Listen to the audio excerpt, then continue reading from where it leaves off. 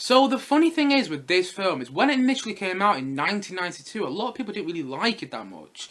But actually, over time, it's become somewhat of a Christmas classic. And I've got to admit here, I prefer it over the first Home Alone film.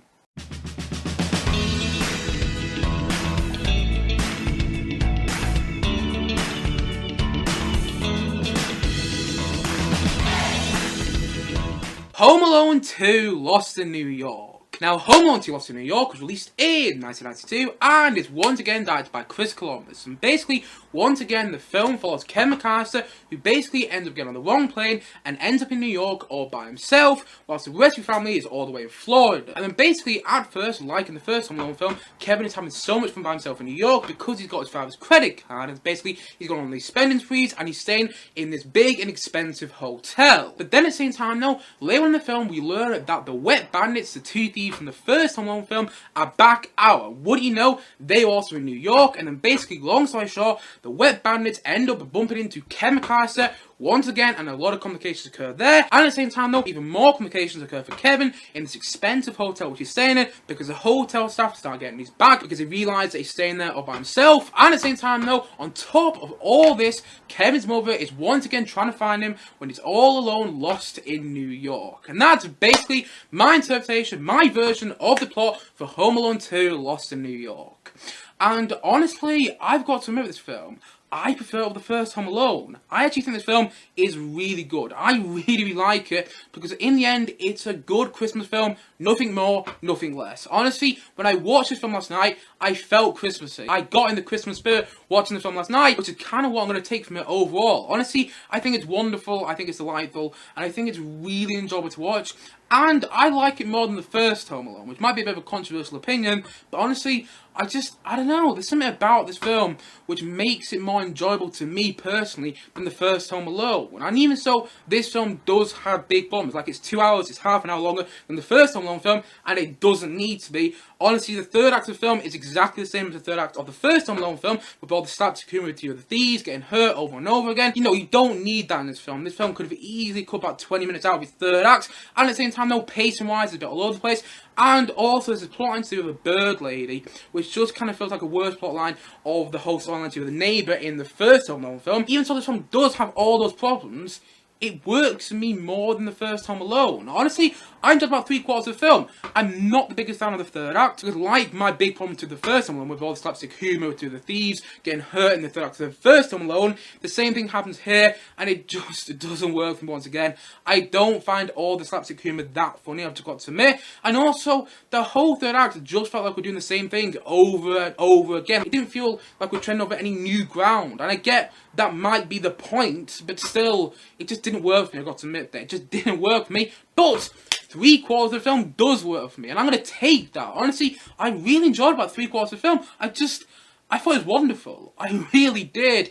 And also, the whole family storyline to Kevin's mother feels more polished in the film, and it's a lot more enjoyable, and actually has more of an emotional impact as well. Like the scene, I'm not to give too much away here, but in the end, you know, it's Home Alone 2. It's not a Marvel or Star Wars movie. I'm not giving any big spoilers away, but the scene at the Plaza Hotel with the big Christmas tree, where basically, you know, Kevin and his mother reunite at the end of the film, was actually quite emotional in my opinion. I don't know why, but I felt emotional in that scene, and I didn't expect to, but I love that I did. And also, the John Williams musical score is wonderful once again. It's such a delightful, Christmassy musical score. And you know, I've said it before and I say it again, I'm not a big fan of the Home Alone franchise. I'm really not. Apart from this film, actually. I quite like this film now. But I'm not a huge fan of the Home Alone franchise. But every Christmas, or every year around this time of the year, I always listen to the Home Alone soundtrack because it's just so Christmassy, and it gets me in the Christmas spirit in the best way possible. John Williams did such a superb job with the music score for this film. He really, really did. And I think it works so fantastically. It really sums up that feeling of being lost in New York and being all alone at Christmas, and at the same time, though, the joys of Christmas. That's just what the musical score does in itself, and in such a fantastic way. And even so, in parts, this film does feel like a big advertisement for New York at Christmas, when you see Kevin wandering the big toy stores, you see Kevin wandering around the park and things like that. And it does feel like, in some stages, one big advertisement for New York at Christmas. It kind of works for me. And I don't know why it does, because actually I'm not a big fan of the first Home Alone, but it kind of does in the end. And I think another reason, actually, that it does work for me over the first Home Alone is that this film knows it's a sequel. It knows it's a sequel and has fun with itself, and that's another reason it works for me. There's quite a few moments in the film where, you know, Kevin's like, oh my god, I did it again, you know, being lost, being home alone and things like that. And at the same time, there was another scene later on in the film where basically Kevin's mum and dad at the police station, they're talking to the police officer and they're saying they're becoming a bit of a Christmas tradition, losing Kevin at Christmas. And actually, it's moments like that, it's a lot of other moments like that, but it's moments like that in this film which make it work for me. I don't know why it does, but like Gremlins 2, the new batch, which I reviewed not too long ago on this channel, you know, it's a sequel which knows it's a sequel and has fun with that. Yes, by no means is it a brilliant film, I'm not saying that, but it's a sequel which has fun with itself, and I like that about it. And even so, that whole Bird Woman storyline didn't really work for me because it just kind of felt like a worse version of the whole neighbour storyline in the first Home Alone film. But the whole Toy Story storyline works for me. I actually like the whole idea of the wet bandits coming back, you know, the two thieves from the first Home Alone, and actually they want to rob a toy store. That makes more sense than them trying to rob a home on a suburban street at Christmas like they do in the first one, in my opinion. It actually makes more sense them trying to rob a toy store, and I really like that. And although the whole third act of the film did kind of feel a bit naff to me, I like that whole idea, and also, you know, the whole Thieves storyline, I think is great once again. I think Joe Pesci is wonderful in this film. I think he's so funny. I love the fact that Joe Pesci, again, I spoke about this in my first Home Alone review, but I love the fact that Joe Pesci did this film in between Goodfellas in 1990 and Casino in 1995. Three very different films, and I love the fact that Joe Pesci did this film in between Goodfellas and Casino. If you've seen Goodfellas and Casino, you'll know what I mean there. They're very different films, and he's given very different performances in all three of those films, but actually, I think in this film, he's wonderful to watch, and I really enjoy the whole Thieves storyline. At the same time, though, I love the hotel staff in the film. I love the whole storyline to the hotel staff in the film, and I think Tim Curry is wonderful in this film. I think he's so funny, because in that one scene, you know, Merry Christmas, you filthy animals, if you've seen the film, you know exactly what I'm talking about. That one scene where basically Kevin is turning on the TV and he's getting the TV to speak to the hotel staff. I'm not explaining that well, but that one scene in the film is just so good. And when Tim Curry's like, I love you, it's such a great scene in the film. It's one of my favourite scenes in any Christmas film, period. Honestly, I think that scene works so well, and I think Tim Curry is so wonderful in the film and just so funny to watch as well. And also, I think it's a wonderful film overall. You know, it's a Christmas film, nothing more, nothing less, and it knows that and it has fun with itself. I really enjoyed 3/4 of this film. I did. I think the opening of the film is wonderful. I think it's a really good opening. I love the fact that when the mum and dad wake up late at bed again at the start of the film, when they're meant to be at the airport, like, we did it again! It's just moments like that which works for me, and I really like that about this film. It's a sequel, and it knows that it has fun with itself, and the Kevin McCallister charm, which I wasn't the biggest fan of in the first film, is toned down in this film, and actually, I enjoyed watching Kevin a lot more in this film than I did in the first film. I don't know why I did, but I did, and also I think the film's well directed. I don't think it's brilliantly directed. Like, I don't think Chris Columbus is a fantastic director, but I do think he does a good job directing these films and aiming them primarily at kids, at a younger audience. Even so, I'm not the primary target audience of this film, I can still sit there and watch it though and really enjoy it. And that, in my opinion, is what a good family film does. Yes, it'll primarily aim itself at a younger target audience, but the thing is though, if a family still enjoys it as well, then you know it's a good family film in the end. You know it's a good family film if a family enjoys it. And you know what? Me at the age I'm at now, you know, much older than I was the first time I watched the film, I still enjoyed it. And I didn't expect to at all. I really didn't. I didn't expect to enjoy this film.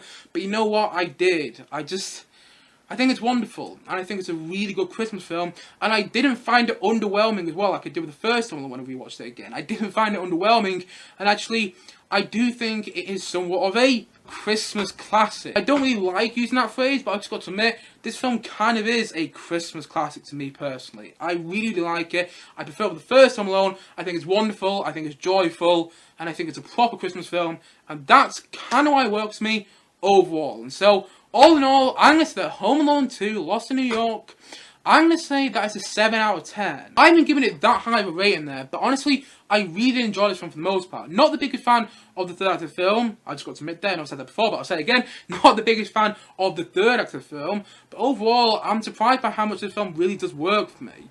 And you know, that's saying something, because like I said before, I'm not a fan of the first Home Alone film really that much. There's some good parts about it, but in the first Home Alone film, I don't know, it just kind of felt like an underwhelming Christmas classic to me. But here, this film just feels like a Christmas classic, and in the best way possible. By no means saying that this film is on the same level as Die Hard or It's a Wonderful Life. And by the way, Die Hard is a Christmas film, and I'm going to get around to reviewing that this year, hopefully. Hopefully, in about a week or so's time, I'm going to get around to reviewing Die Hard. But yes, not on the same level as some of the other Christmas classics, in my opinion. But overall, it is a Christmas classic. It is a Christmas classic. I have two quotation marks, because I don't really like using that phrase. But I'm doing so in this review anyway. So yes, it is a Christmas classic, which works for me. And you know what? I'm going to take that. It works for me for the most part. About 3/4 of it works for me. Wish that last quarter did, but it just didn't. But overall, 3/4 of the film works for me. And you know what? I like that about it. I sat there and I really enjoyed myself. And you know what? I have no intention to watch any more Home Alone films this holiday season. I might do in the near distant future. But for now, I'm going to leave on a positive note. I'm going to leave myself on a positive note with the Home Alone franchise for now. Because I really enjoyed Home Alone 2 Lost in New York. I really did. And I didn't expect to. And also, one thing I forgot to mention is not only do you have this fantastic John Williams score in the soundtrack, but you've also got a soundtrack full of great Christmas songs. You know, you've got It's Beginning to Look Like Christmas in this film. You've got the Andy Williams one, where it's, it's the most wonderful time of the year.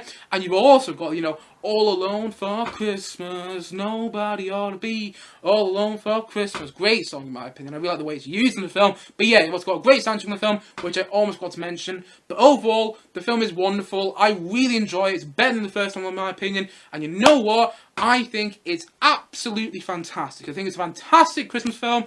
Nothing more, nothing less. And so, all in all, I'm going to say that Home Alone 2 Lost in New York, I'm going to say that it's a 7 out of 10 from me.